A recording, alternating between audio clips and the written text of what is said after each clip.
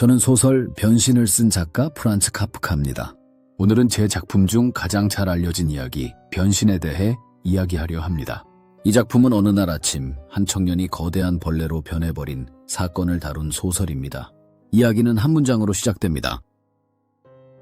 그레고르 잠자는 어느 날 아침, 불안한 꿈에서 깨어났을 때 자신이 거대한 벌레로 변해 있는 것을 발견했습니다. 이 첫 문장은 곧장 독자를 정면으로 충격에 빠뜨립니다. 무슨 상황인지, 왜 벌레가 되었는지 아무런 설명도 없습니다. 그냥 어느 날 아침 눈을 떴더니 인간이 아니라 벌레가 되어버렸다는 겁니다. 여기서부터 이야기는 곧장 시작됩니다. 그레고르는 세일즈맨입니다. 하루 종일 도시를 돌아다니며 주문을 받고 밤 늦게 집에 들어와 쓰러지듯 잠드는 삶을 살고 있었습니다. 집에서는 부모님과 여동생 그레타가 그가 벌어오는 돈으로 살아갑니다. 사실상 가장입니다. 하지만 그는 가족에게 따뜻한 환영을 받지 못합니다. 식탁에 앉을 때도 대화 중에도 그레고르는 늘 피곤하고 무겁습니다. 그의 존재는 이미 한 인간이기보다 집안의 ATM기 같았다고 말할 수 있습니다. 어느 날 아침 그레고르는 침대에서 일어나려다 자신의 몸이 말벌 같은 다리와 갑각질로 뒤덮인 괴물로 변해버린 것을 발견합니다. 처음에는 스스로도 믿지 못합니다. 내가 왜 이런 모습이지? 오늘은 회사에 늦지 않아야 하는데. 그는 여전히 자신의 일, 상사의 눈치, 가족의 생계를 걱정합니다. 여기서 여러분께 묻고 싶습니다. 만약 여러분이 벌레로 변했다면 가장 먼저 무엇을 생각하실까요? 그레고르는 자신의 인생이 회사에 종속된 채였기에 심지어 괴물로 변하고 나서도 일 생각부터 하는 겁니다. 이미 그는 인간다운 삶을 잃어버린 상태였다고 할 수 있습니다. 가족은 처음엔 깜짝 놀랍니다. 특히 여동생 그레타는 눈물을 흘리며 오빠를 돌보려 합니다. 하지만 시간이 지나면서 상황은 급속히 변합니다. 아버지는 점점 분노와 혐오로 변하고 어머니는 불안과 두려움으로 무너져갑니다. 처음에는 밥을 방에 갖다 주고 깨끗하게 치워주던 그레타도 점점 짜증을 내며 일을 대충 하게 됩니다. 방은 점점 더럽혀지고 그레고르는 그 안에서만 꼼짝없이 살아갑니다. 가족에게 그는 점점 짐이 되어갑니다. 제가 그린 가장 인상적인 장면 중 하나는 아버지가 사과를 던져 그레고르의 등에 꽂히는 장면입니다. 그 사과는 썩어 들어가면서 그레고르의 몸을 부패시키고 결국 죽음으로 내모는 원인이 됩니다. 저는 이 장면을 통해 단순한 폭력이 아니라 가족으로부터 받은 상처가 어떻게 생명력을 좀먹는지를 그리고 싶었습니다. 그레고르는 결국 굶어 죽습니다. 그의 방에서 시체를 발견한 가족은 그제야 안도합니다. 이제 우리 앞에 새로운 미래가 열렸다. 소설은 이런 문장으로 마무리됩니다. 가족은 처음부터 끝까지 그레고르를 인간이 아닌 부양자 혹은 짐으로만 여겼다는 사실이 드러나는 순간입니다. 변신은 이런 이야기를 담고 있습니다. 줄거리만 보면 짧고 단순하지만 그 안에 담긴 의미는 무척 복잡합니다. 저는 인간이 사회 속에서 겪는 소외, 가족 안에서의 고립, 개인의 존재 가치에 대한 질문을 이 한 사람의 비극을 통해 그리고 싶었습니다. 예를 들어 산업화된 현대사회에서는 많은 사람들이 그레고르처럼 살고 있습니다. 회사에서 일벌처럼 일하다가 집에서는 가족의 생계를 책임지는 가장으로서 무너져갑니다. 직장에서 무능력하다고 찍히거나 가족 안에서 병들거나 해고되면 그 사람은 점점 사회적으로 투명한 존재, 심하면 벌레 취급을 받게 됩니다. 저는 이 이야기를 통해 말하고 싶었습니다. 인간은 단순히 돈을 벌어오는 존재가 아니며 그 존재 자체로 존엄합니다. 하지만 사회와 가족은 그 사람의 역할과 생산성만으로 가치를 매기기 시작합니다. 그레고르의 비극은 바로 거기에 있습니다. 제가 변신을 쓸 때 가장 중요하게 생각했던 것은 설명하지 않기였습니다. 그레고르 잠자가 왜 벌레로 변했는지, 어떻게 변했는지, 치료 방법은 없는지 아무런 설명을 하지 않았습니다. 왜 그럴까요? 저는 독자가 이 질문을 붙들길 바랐습니다. 도대체 인간은 무엇인가? 그레고르는 변한 뒤에도 처음에는 회사에 전화할 걱정을 합니다. 상사가 왜 출근하지 않느냐고 집으로 직원을 보냈을 때 그는 문 밖에서 상사에게 다가가려 애씁니다. 하지만 그의 몸은 이미 거대한 벌레였기에 말도 통하지 않고 움직임도 불안합니다. 그 장면에서 이런 문장이 나옵니다. 그는 문을 향해 몸을 끌며 나아가려 했지만 낯선 다리들이 서로 엉켜 앞으로 나아가지 못했다.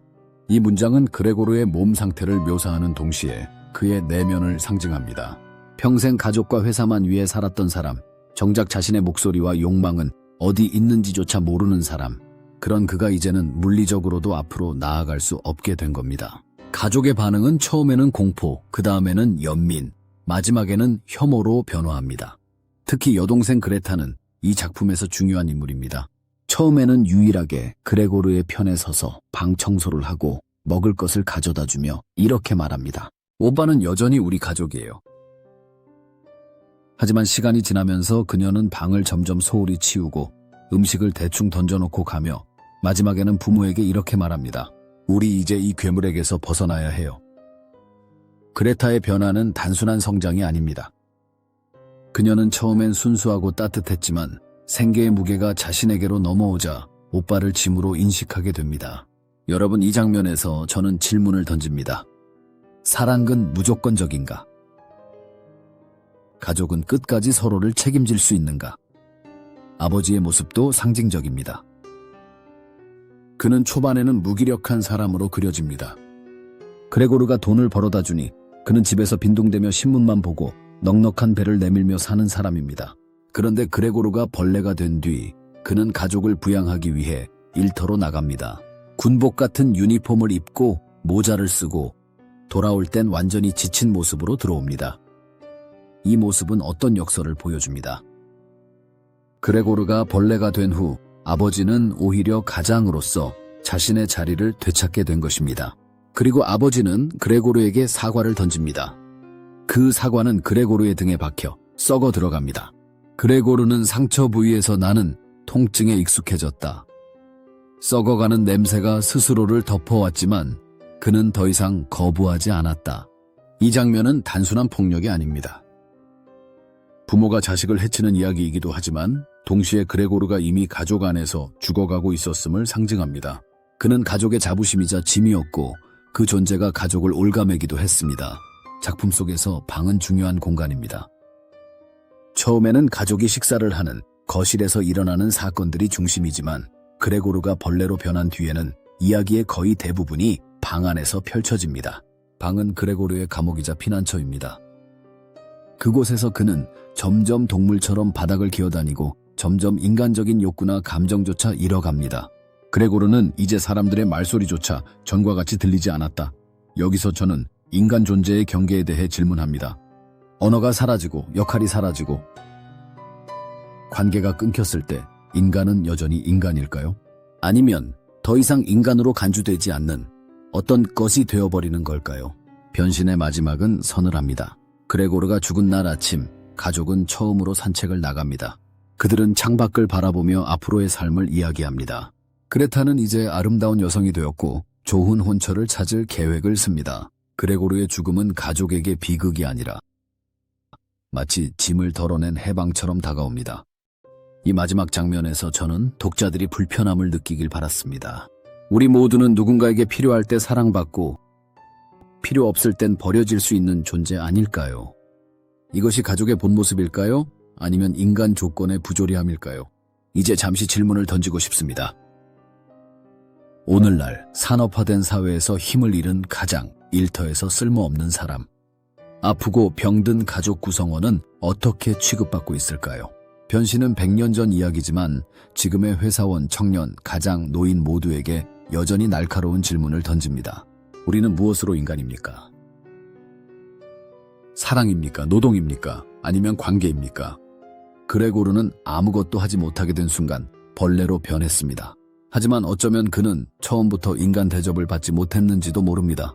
저는 1883년에 오스트리아 헝가리 제국, 지금의 체코 프라하에서 태어났습니다. 독일계 유대인 가정에서 자랐고 아버지는 체코어를 못했고 저는 유대교 신앙에 딱히 열심이지 않았습니다. 학교에서는 독일어로 공부했고 거리에서는 체코어가 들렸습니다. 저는 어딜 가도 완전히 속할 수 없다는 느낌을 안고 자랐습니다.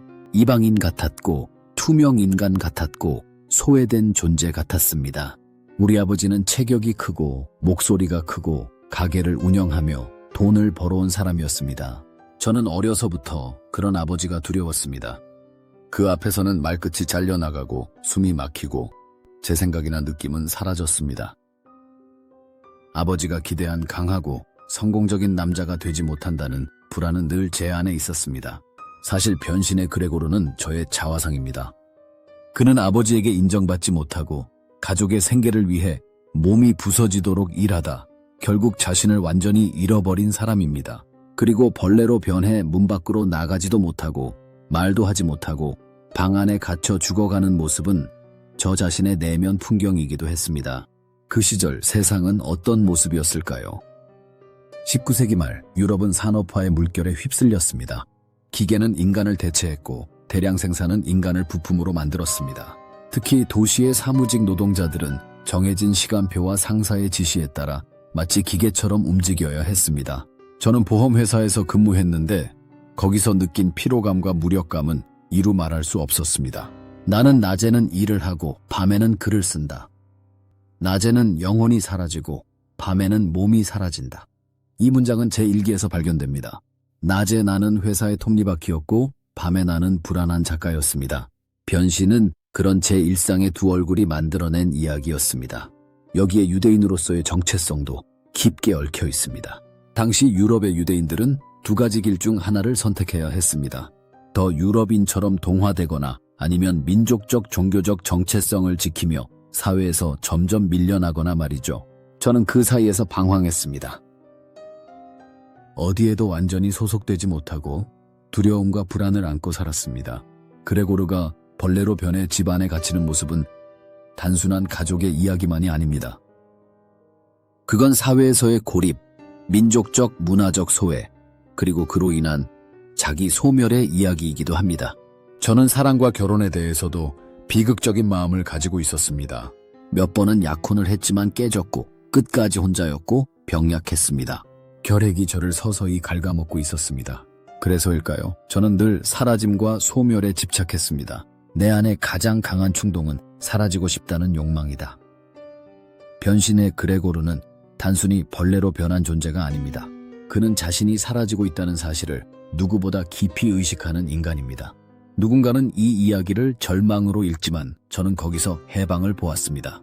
더 이상 설명하지 않아도, 더 이상 누구에게도 보이지 않아도 그레고르는 마침내 고통에서 벗어났다고 생각했습니다. 여러분, 이런 개인적 배경과 시대의 그림자가 변신이라는 작은 이야기 안에 스며들었습니다. 저는 대단한 주제를 다루려 한 적이 없습니다. 단지 한 사람의 비극을 그렸을 뿐입니다. 그러나 그 한 사람의 이야기가 많은 사람의 이야기로 읽히고 시대를 넘어 읽히는 것은 아마 인간의 고독과 불안이 언제나 같기 때문일 것입니다. 변신은 제가 살아있는 동안 그다지 주목받지 못한 작품이었습니다. 물론 문학계 안에서는 조금씩 회자되었지만 저는 언제나 스스로를 초라하고 실패한 작가라고 여겼습니다. 제가 남긴 많은 작품은 친구 막스 브로트에게 죽은 뒤 모두 불태워달라고 부탁했을 정도였습니다. 하지만 막스는 그 부탁을 어기고 이 작품들을 세상에 남겼습니다. 덕분에 변신은 세상으로 나왔고 지금은 수많은 언어로 번역되었으며 전 세계 독자들이 읽는 이야기가 되었습니다. 그런데 참 흥미롭게도 사람들은 이 작품을 참 여러 방식으로 해석합니다. 어떤 이는 실존주의 소설이라 부릅니다. 그레고르는 의미 없는 세계에 홀로 던져진 인간, 운명 앞에 무력한 인간의 상징이라는 것입니다. 또 어떤 이는 사회비판 소설로 읽습니다. 산업화 사회에서 인간이 노동력으로만 평가받고 가족 안에서조차 기능을 잃으면 버려지는 현실을 고발한 이야기라는 것입니다. 심지어 유대인 정체성 소설로 읽는 이들도 있습니다. 주류 사회에 편입하지 못하고 주변화되는 유대인의 고립감이 투영되었다고 말입니다. 저는 이 모든 해석이 맞다고 생각합니다. 저는 작품을 쓸 때 그런 해석들을 미리 의도하지 않았습니다. 하지만 저의 불안, 저의 고독, 저의 삶의 감각들이 고스란히 녹아 있었고 그 속에서 사람들은 자기 나름의 진실을 발견했습니다. 그것이 문학의 힘 아닐까요? 변신에서 사람들이 가장 많이 인용하는 문장은 아마 첫 문장일 겁니다. 그레고르 잠자는 어느 날 아침, 불안한 꿈에서 깨어났을 때 자신이 거대한 벌레로 변해 있는 것을 발견했습니다. 그런데 저는 이보다 더 마음에 남는 문장은 마지막 부분이라고 생각합니다. 그레고르가 죽고 난 뒤 가족들이 산책을 나가며 느끼는 해방감.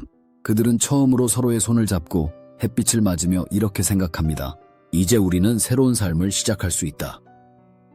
비극은 끝났는데 남겨진 자들은 안도합니다. 이 아이러니는 너무도 인간적입니다. 슬픔과 안도는 함께 오고 상실과 자유는 한날 한시에 찾아옵니다. 저는 그 장면에서 독자들이 씁쓸함과 묘한 공감을 함께 느끼길 바랐습니다.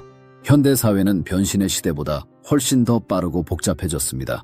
그레고르는 사무직 노동자였지만 오늘날의 그레고르는 정리해고된 직장인, 번아웃에 빠진 청년, 육아와 돌봄에 지친 부모, 홀로 남은 노인일지도 모릅니다. 몸이 아프거나 일을 그만두거나 실수를 하거나 사회의 속도를 따라가지 못할 때 우리는 자신이 벌레가 된 건 아닐까 두려워합니다. 저는 말하고 싶습니다. 그 두려움이야말로 우리가 여전히 인간이라는 증거라고. 그레고르가 끝까지 가족을 생각하고 회사 걱정을 하고 동생을 사랑했던 마음은 그가 아무리 벌레의 껍질 안에 갇혀 있어도 끝내 인간이었음을 말해줍니다. 문제는 그를 둘러싼 사람들이 그 사실을 보지 못했다는 것입니다. 사람들은 저에게 묻곤 했습니다. 왜 그렇게 우울한 이야기만 쓰셨나요? 사실 저는 우울한 이야기를 쓴 것이 아닙니다. 저는 솔직한 이야기를 썼을 뿐입니다. 삶은 아름답지만 동시에 고독하고 부조리하고 설명할 수 없는 순간들로 가득 차 있습니다. 그것을 피해가지 않고 끝까지 바라보는 것이 저의 문학이었습니다. 마지막으로 저는 오늘의 독자들에게 이렇게 말하고 싶습니다. 당신은 무엇으로 인간입니까? 당신은 어떤 순간에 자기 자신을 잃어버렸다고 느낍니까? 그리고 당신이 가장 필요로 할 때 당신 곁에는 누가 있었습니까? 변신은 답을 주는 이야기가 아닙니다. 질문을 남기는 이야기입니다. 그 질문은 시대가 바뀌어도 여전히 유효할 것입니다. 이렇게 해서 저의 변신 이야기를 마칩니다. 저와 함께 이 긴 이야기를 걸어와 주셔서 감사합니다. 이 책이 여러분에게 하나의 거울이자 하나의 물음표로 남기를 바랍니다.